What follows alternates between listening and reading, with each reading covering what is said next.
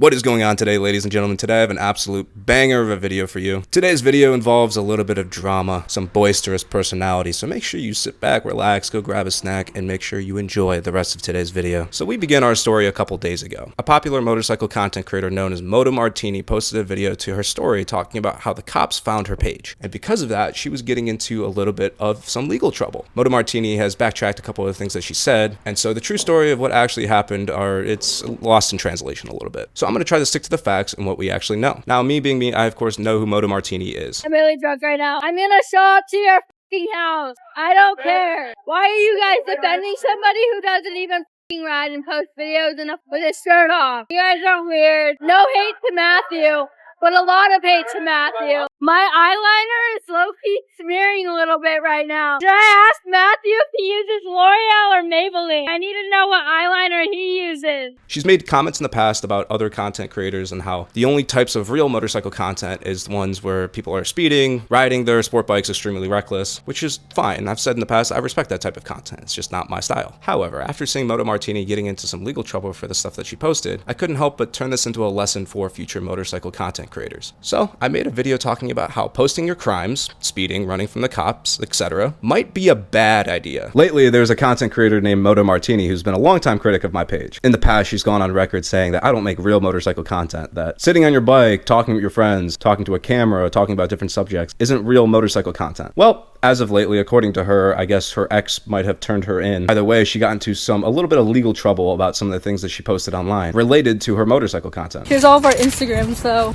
I read the charges. So we have 121 and a 40. Now, the specifics of it are a little bit muddy. She's gone back and forth, and she's backtracked some of the things that she said. So I don't really know exactly the full extent, but she has said that she's received at least 1 or 2 misdemeanors related to the motorcycle content that she's posted online, and that she's received calls from her local police department. Either way, posting criminal activity on a motorcycle online takes some balls. And while I respect it, it's something I probably wouldn't uptake myself. Lord knows I get into enough legal trouble on my own. I don't need any extra. Shortly after posting that video, Martini responded, and the best way I can put it is, well, she was offended. She says I'm getting too involved in her personal business, that I have no right to talk about this very public thing that happened. Now, Martini, the original video wasn't meant to defame or hurt you in any single way. I even said in the video that I didn't mean to send any hate your way. But this is how social media works. You made something that could have been kept private, public. You acted a fool online, and I'm calling it out for the world to see and understand that it was dumb. You made the mistake of tying your name and your face to an account where you were posting illegal activities. As a biker, I get it. You don't see speeding and other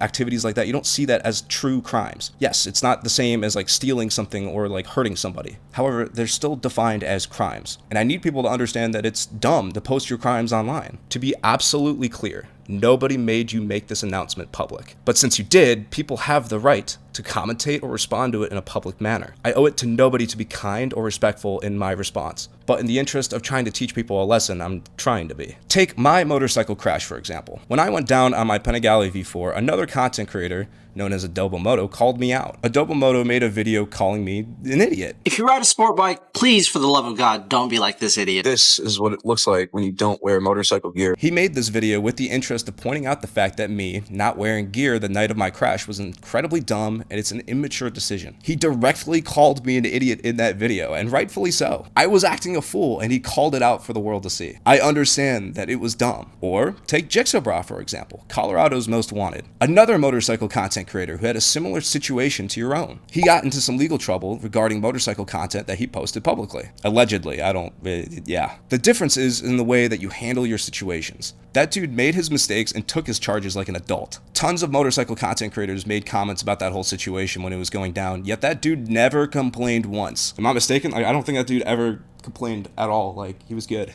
He realized he made a mistake and he learned from it. Martini, you're not the first motorcycle content creator to get in trouble for the stuff that you posted, and you're probably not going to be the last. So I need you to understand that in some capacity how childish that you're acting. You need to grow up and address your charges like an adult. Now, me personally, I would suggest a good lawyer, someone who can help you knock things down, but I lack the specific knowledge and insight to give you any real legal advice, so take this as a grain of salt. Regardless of any beef that's going on, I really hope you get things figured out, because it sucks that bikers in general usually face a plethora of legal issues, usually while just out enjoying our hobby on a regular basis. It really does suck to have another content creator facing legal issues because of something that they posted in the same hobby that I also enjoy. However, there are ways to mitigate legal issues on a motorcycle, and that starts by, maybe not posting your crimes directly to a place where cops can scan, see, and download your stuff. And so finally, my message goes out to everybody who is thinking about making content online. I cannot believe that this is something I still have to say at the end of 2024 going into 2025, but don't post your crimes online. It's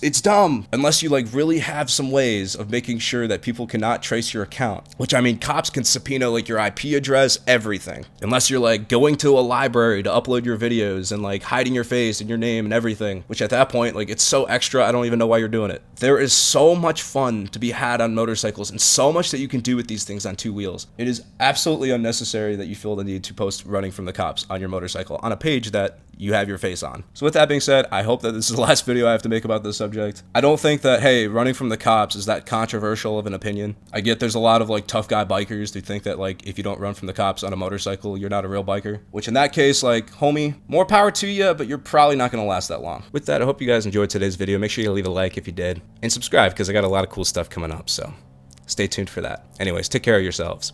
Bye-bye.